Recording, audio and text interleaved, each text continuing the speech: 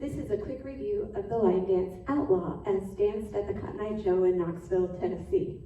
You begin with your weight on your left foot.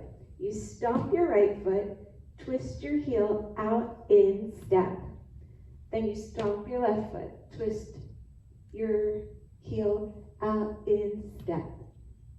Then you rock forward, recover, triple step, turn, rock forward, recover, triple step, turn, quarter turn with a grapevine right, touch, grapevine left, touch, and then you go back, 2, 3, 4, hop forward, start again, stomp, heel swivel step, stomp, heel swivel step, rock forward, triple turn, rock forward, triple turn, grapevine, grapevine, back, 2, 3, 4, hop forward and stomp, heel swivel step, stomp, heel swivel step, rock step, triple turn, rock step, triple turn, grapevine, grapevine, back, 2, 3, 4, hop forward and stomp, heel swivel step, stomp,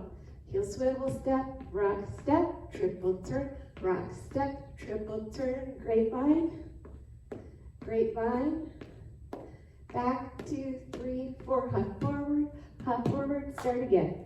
So there's your quick review of Outlaw.